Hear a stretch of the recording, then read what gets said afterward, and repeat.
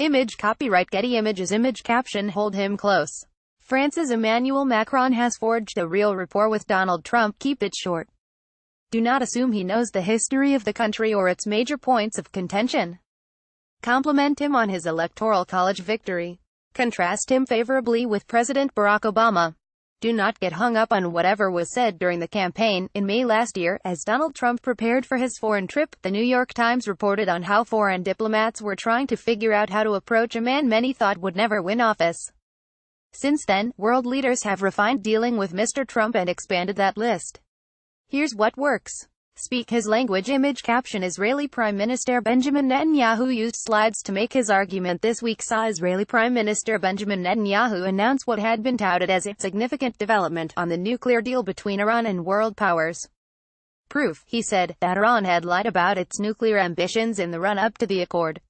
Observers immediately said that Mr. Netanyahu had not revealed anything new. But that may be beside the point.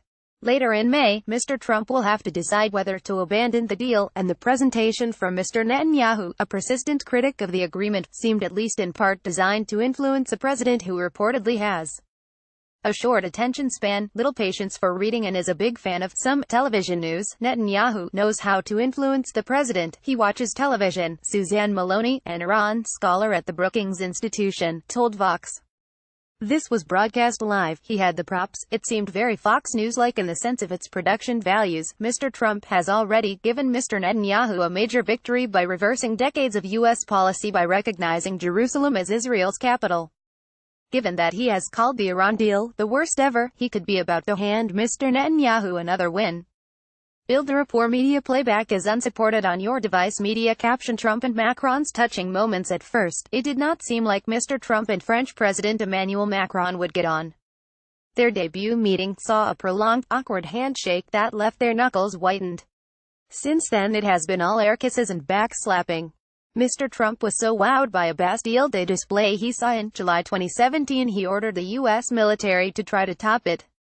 When Mr. Macron stood in the Oval Office last week, Mr. Trump brushed his French counterpart's shoulder to make him perfect.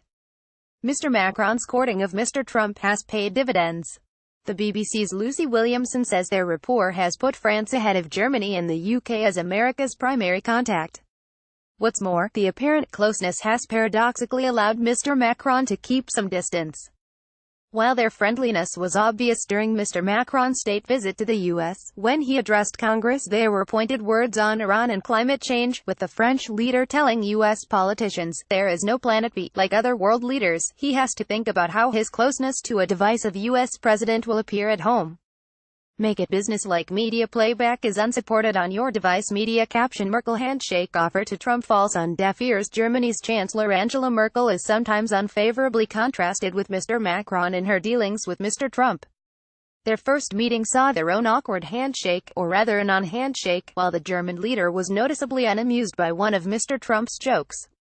Behind the scenes, though, they are said to be in regular contact, and in public they have struck a professional relationship, if one far removed from the Trump-Macron bonhomie. Asked about such meetings, Mrs. Merkel has said they are not about building a friendship. If that happens, good, but it's about representing the interests of your country, and to make your values clear. Mrs. Merkel is also not alone among world leaders in trying to forge a connection to Mr. Trump through his family, inviting his daughter Ivanka to a panel in Berlin and defending her after she took her father's seat at a summit of world leaders. Give him a win. What has already been a remarkable year for North Korean diplomacy could be capped by something that only recently seemed unthinkable, a first meeting between a U.S. president and a leader of North Korea. Mr. Trump has taken credit for the international moves, telling a rally his maximum pressure approach was working. Media playback is unsupported on your device. Media caption the moment Kim Jong-un crossed into South Korea. South Korea has also hailed Mr. Trump's role, with President Moon Jae-in even suggesting he deserves a Nobel Peace Prize. Professor Robert E. Kelly at Busan University in South Korea, though, suggested that South Korea's praise for North Korea may be tactical. The South Koreans were terrified last year that Trump was going to start a war. If this affirmation-craving president is a way to avoid a national catastrophe, that is good politics, he tweeted. Mr. Moon is known to favor diplomacy with North Korea and has family links to the North, so it may be that in flattering the U.S. president it is easier for him to pursue his own path. Trump is still a guy who focuses on wins, Peter Westmacott, a former British ambassador to the U.S., told the New York Times. He likes to have wins for America and wins for himself from bilateral meetings. Flatter him when it comes to flattering the U.S. president, though. The reception he got when he visited Beijing last year will take some topping.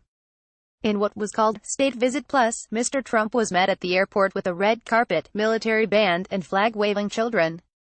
He and his wife Melania dined at the Forbidden City, for centuries the home of China's emperors. In return, China saw a different side to Mr. Trump. On the campaign trail he accused China of raping the U.S. with its trade policies, yet when he met business leaders he said he didn't blame China over trade imbalances. In a break with previous presidents keen to stand up for press freedom, he joined Chinese leader Xi Jinping in refusing to take questions. The Chinese have figured out how to play Trump, flatter him, said Mike Chinoy, an expert on East Asia policy at the University of Southern California, told Voice of America. And there's nothing the Chinese do better than wow foreign diplomats.